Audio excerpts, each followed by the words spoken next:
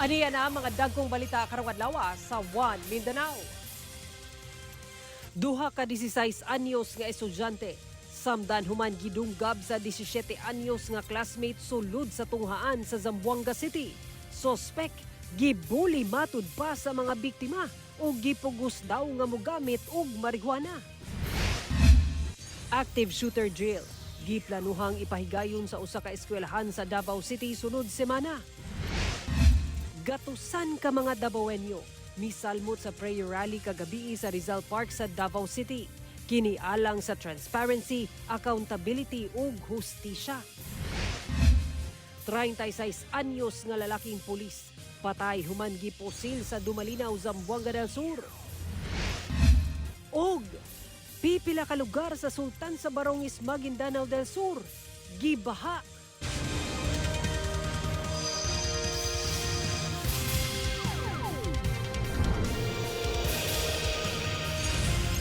Mayong hapon, Mindanao. Ako si Sara Hilomen Velasco. Samdan ang duha ka estudyante nga pulos 16 anyos human gidunggab sa 17 anyos nga classmate niini sa sulod mismo sa ilang tunghaan sa Zamboanga City. Sospek gibuli daw sa mga biktima og buot kunong paggamiton og marijuana. Ang detalye sa report ni Efren Mamak. Naundang matud pa ang second period class o sa kaklase sa grade 11 sa Kabaluay National High School sa Zamboanga City human dunay nahitabong pagpangdunggab Miyerkules sa buntag.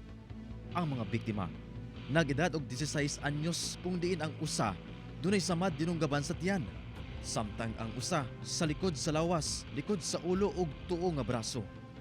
Gilayon kining ipatambalan sa ospital ug ana-ana sa maayong kahimtang. Gikustodiya karon sa DSWD ang 17 anyos nga lalaking sospek kisa classmate ra sa mga biktima. Nasayran nga ang insidente. Nahitabo diyang nag-ilis na og laing teacher alang sa mosunod nga klase. Matud sa Zamboanga City Police, dunay nahitabong sinumbagay niya tungtungura hangtod nga nang luba na ang sospek gamit ang dala ni ining kutsilyo. Saysay matud pa sa sospek ngadto sa kapitan sa barangay nga nahimo niya ang krimen gumikin kay pirmi kuno siyang ginabuli. Buot sab kuno kini nga pagamiton og marijuana sa maong mga biktima nga dili daw niya gusto, apan kumpirmahon pa kini. That is to be proven kasi yung alleged statement ng child sa barangay kapitan as to the reason why he did it, pero it still need to validate and to refer as well as to the PDEA kung sinong correct agency to say on the correctness or the truthfulness of the allegation ng bata. Sa karon gikustodiya sa DSWD ang suspetsado alang sa due process. Kasi minor siya, so sa level namin, siyempre i-refer natin yung sa CSWD, but sa part of the Department of Education for the continuity learning, may mga intervention tayong gagawin. So again, hindi tayo basta-basta magpakulong, so may due process.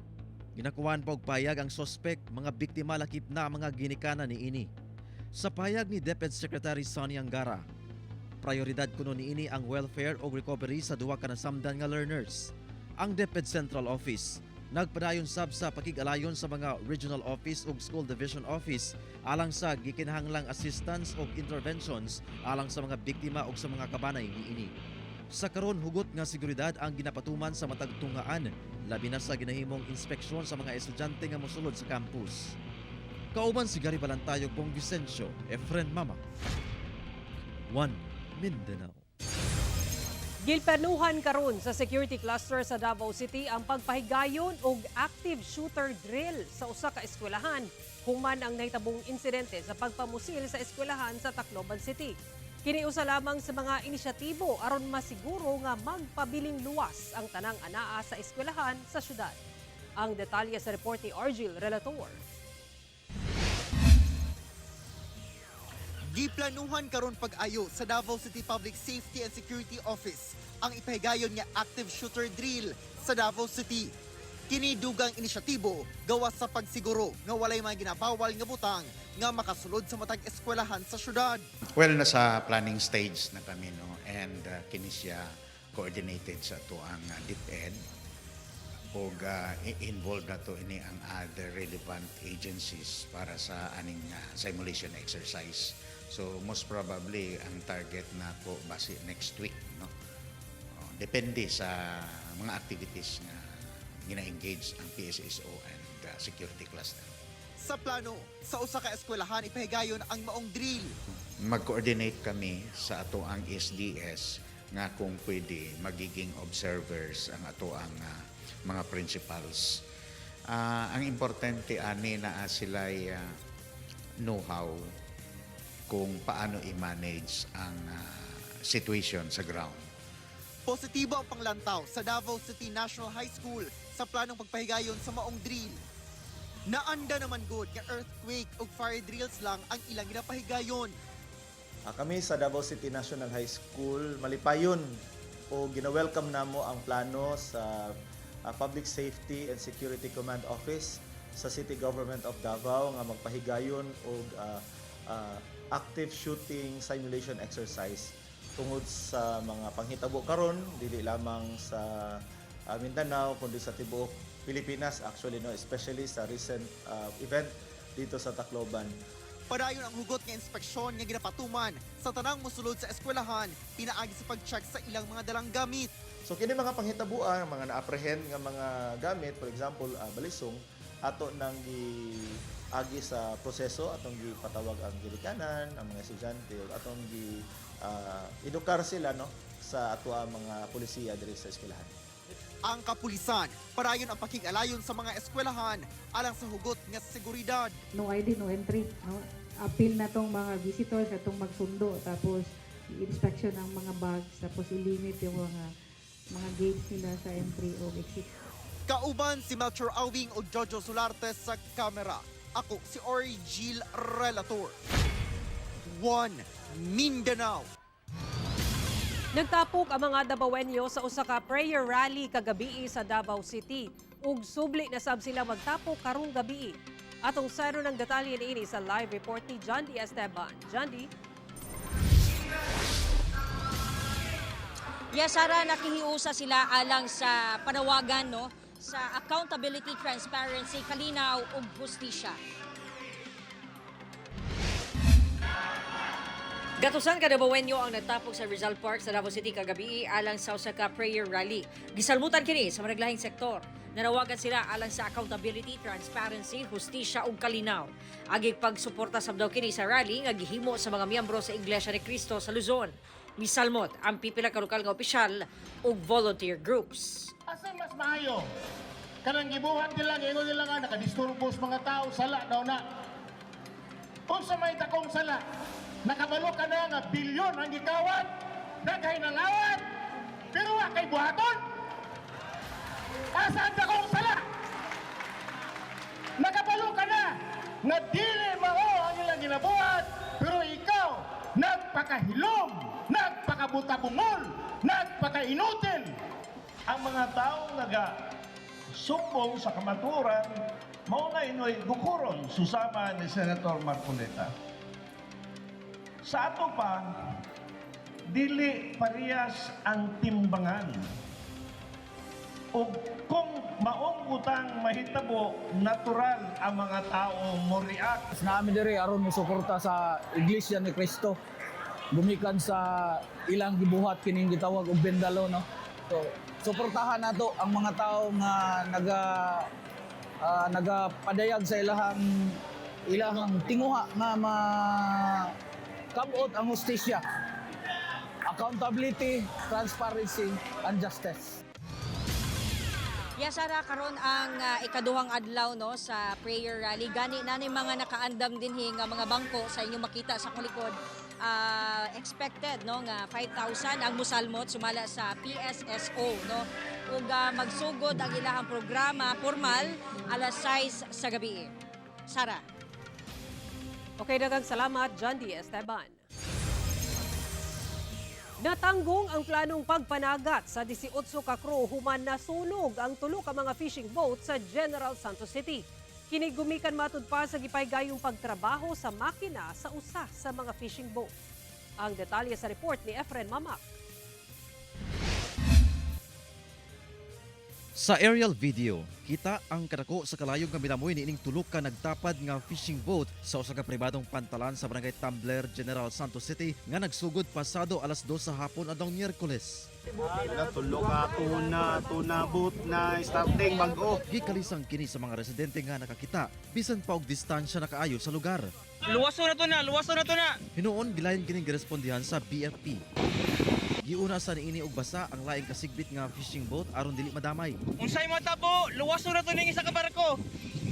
Nadeklara kining fire out human ang kapin usa ka oras. Matud sa BFP Kalumpang Jensen, kasamtangan kunong nagaload og supply alang sa pagpanagat ang mga crew sa usa ka fishing boat. Apan una sila milarga, dunay gipaayo ang kapitan sa makina sa mga fishing boat pinaagi sa hot works sama sa pag-welding hangtod nga nasunog.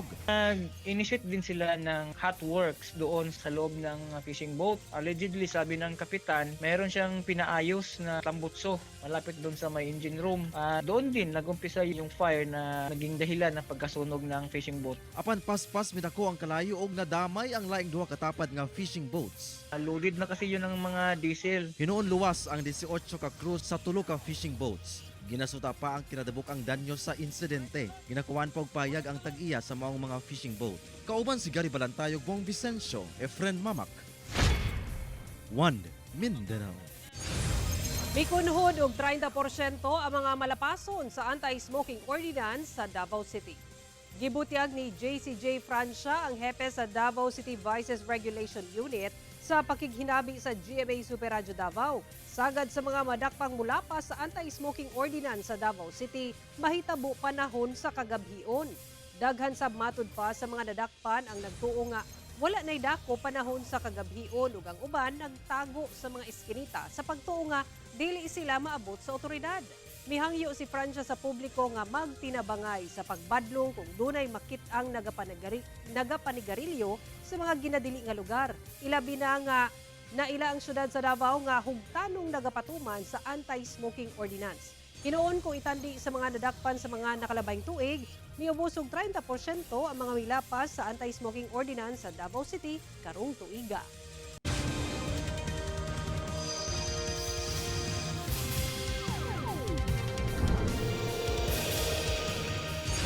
Pipila ka mga lugar sa Iligan City ang nakasinati og pagbaha kagabi tungod sa pagbundak sa ulan. Ang detalye sa report ni James Paulo Yap. Subling nakasinati og pagbaha ang pipila ka mga dalan sa Iligan City. Resulta sa kusog nga ulan adlawng Miyerkules. Sa video nga kuha sa usa ka netizen, milapaw na sa gutter sa dalan ang lebel sa tubig baha sa barangay Akmak. Sa barangay Hinaplanon, daw nahimong sapa ang dalan tungod sa milapaw na ang tubig baha. Sumala sa Iligan City Disaster Risk Reduction and Management Office, apektado sa street flooding ang mga barangay Del Carmen, Palao, Hinaplanon, Poblasyon ug barangay Akmak. Kana gyud niya nga mga areas sa una pa na ginabaha na siya. We're trying to find ways to mitigate kana siya. That's why katong panahon sa basyang natay mga diklagi nga gibuhat. Hinoon wala man kunoy na tala nga danyos sa maong pagbaha. Dali ra sab mihubas ang tubig. Ang pag-ulan dala matod pa sa localized thunderstorm. Apan taliwala sa pagbundak sa ulan, miulbo ang usa ka dakong sunog sa barangay Tambakan pasado alas 10 sa gabi. Gisaka sa ikatulong alarma ang sunog. Sa inisyal nga tala sa BFP, anaa sa 18 ka mga balay ang naugdaw. 33 ka pamilya ang apektado. Padayon pa ang investigasyon sa hitabo. Walay nasamdan sa maong sunog. Naghatag na tag mga ayuda. Wala man tay evacuation center kay nagpuyo sila sa ilang mga parinti. Ako si James Paulo Yap, 1 Mindanao. Nakasinati sab og pagbaha ang pipila ka lugar sa Sultan sa Barongis, Maguindanao del Sur, gumikan sa kusog nga ulan. Balitang hatod ni Efren Mamak. Daw dagat na kining lugar sa barangay Papakan sa Sultan sa Barongis, Maguindanao del Sur, human gibaha gumikan sa kusog nga ulan Miyerkules sa gabi. Gani kita ang mga kabalayan nga nalubog sa baha. Ang uban nagagamit na og bangka sa paglabang. Sa sitio Dundungin sa susamang barangay, tamang hawak sab ang agianan sa mga residente human misaka ang level sa tubig baha sa lugar. Ang maong tubig baha misulod sab sa ubang kabalayan. Sa barangay Caridad, Taman tuhod sab ang level sa tubig baha. Pipila sab kakabalayan ang gilunupan. Matud sa mga residente, hinay-hinay na kunong mihupa ang pagbaha. Padayon pa ang assessment sa otoridad sa netabong pagbaha. Matud sa Pag-asa, epekto sa habagat ang nasinating pag-ulan sa lugar nga gipakusog sa bagyong Henry. Na-enhance po kasi siya bagat kahapon, sir. Dahil po sa low pressure area or na-develop na siya into tropical depression na Henry. So kaya na-enhance po ang southwest monsoon. Pero ngayon po ay localized thunderstorm na po tayo dito sa Barm region. Kauban si Gary Balantayog, Bong Vicencio, Efren Mamak. 1 Mindanao. Migawas na sa Philippine Area of Responsibility ang bagyong Henry. Apan magpaulan gihapon ang habagat sa pipila ka bahin sa nasod lakip sa Mindanao. Wala na ginabantayan ang Pag-asa nga daot nga panahon apan dunay pag-ulan tungod sa managlahing weather systems sama sa easterlies, localized thunderstorms ug southwest monsoon o habagat. Sa Mindanao, habagat ug localized thunderstorms ang magdala og mga pag-ulan. Base sa datos sa Metro Weather, halapad ang mga pag-ulan sa Mindanao ug dunay tsansa sa kusog nga ulan sa Northern Mindanao, Caraga ug Davao Region. Busa mahimong alerto sa pagbaha o landslide. Perwisyo karon sa mga residente sa Barangay Makabalan sa Cagayan de Oro City ang nanimaho na nga nagtambak nga basura. Gani nagdala na sab kini og daghang langaw, tabi lang mga kapuso. Unsa kaha ang gihimong lakang karon sa barangay labot sa maong problema. Atong sutaon sa Balitang Barangay ni Cyril Chavez. Nagtapunog nga nagsagol-sagol nga basura. Ang uban galutaw na sa kadagatan. Ingon ani ang sitwasyon sa sitio Punta sa Barangay Makabalan sa Cagayan de Oro City. Midumili man sa pag-atubang sa kamera, apan may padayag sa ilang ilabing kabalaka ang pipila ka mga residente.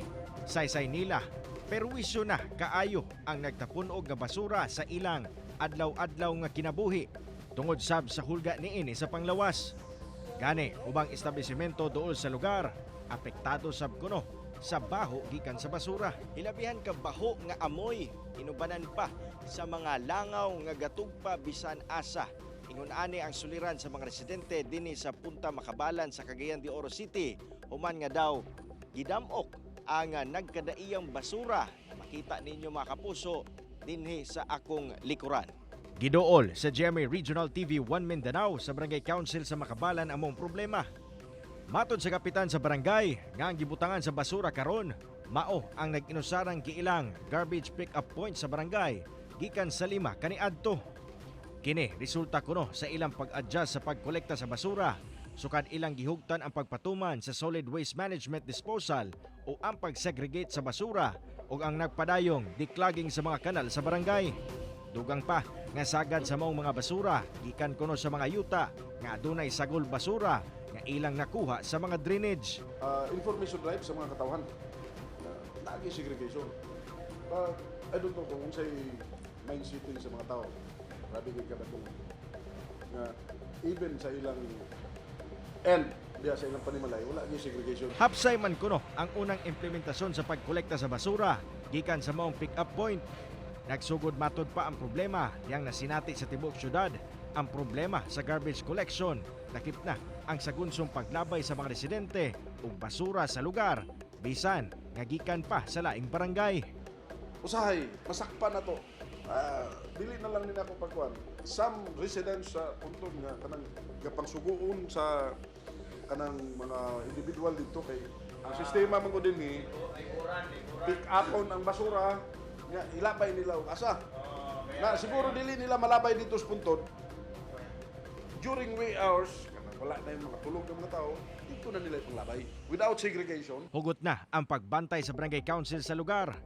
Aduna na sab sila gikuptan nga ordinance violation receipt alang sa mga magmalapason sa waste segregation and management. 5 na ka mga residente ang namultahan. Kauban si Jaybert Pairat, Cyril Chavez, 1 Mindanao.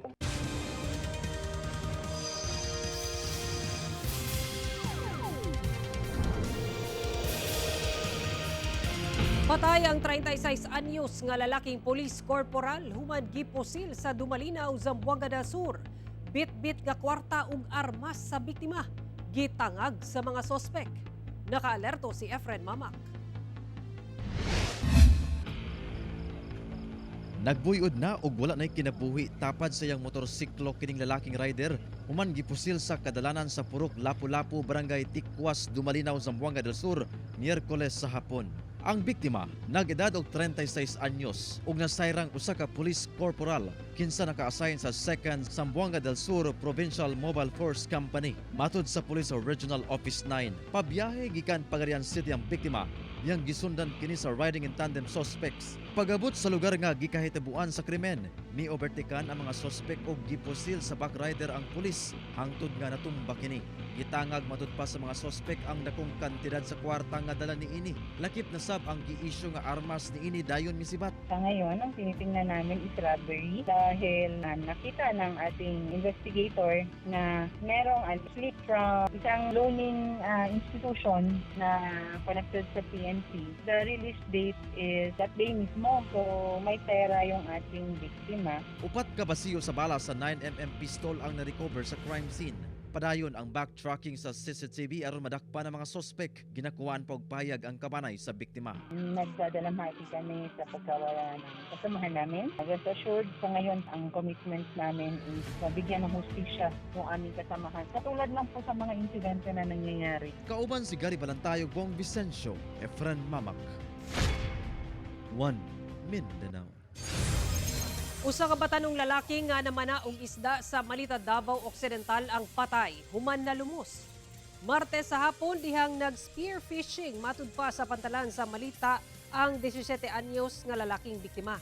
Sumala sa kauban niini nga namana og isda sa lugar, nahulog matud pa ang pana niini sa dagat ug iyang giapas og salom.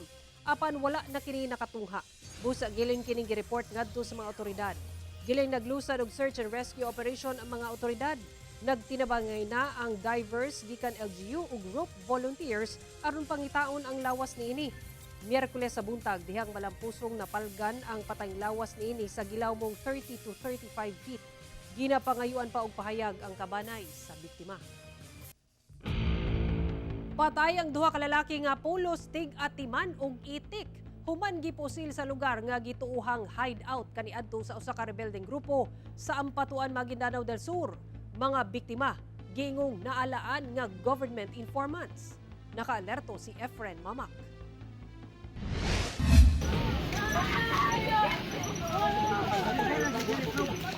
Walay puas ang gibating kaguol ni ining mga kabanay human gisugat ang gidayungan nga patayng lawas sa duha ka lalaki sa kalsada sa Sitio Bacoco, Barangay Matagabong, Ampatuan, Maguindanao del Sur, Miyerkules sa buntag. Ang maong mga biktima, kinsa pulos 31 anyos og residente sa Esperanza, Sultan Kudarat, ang napalgang wala na'y kinabuhi sa usa ka basakan duol sa mong lugar kung asa kini nag-atiman og mga itik. Matud sa Police Regional Office, Bangsamoro Autonomous Region kon PRO Bar, ang maong mga biktima, dunay igo nga pinusilan sa ilang ulo. Gani dunay usa ka basiyo sa kalibre 5.56 mm nga armas ang nadiskubre sa crime scene. Ginalantaw pa sa PNP ang motibo sa krimen, apan gingong biktima kini sa mistaken identity kung asa naalaan sa mga suspect nga government informants ang mga biktima. Hinungdan nga gipang patay sila. Nasayran nga ang mong lugar, nahimong hideout kaniadto sa rebelding grupo nga Dawla Islamia, apan ginaberipika pa kini sa otoridad. Ginakuhaan pa og pahayag ang kabanay sa mga biktima.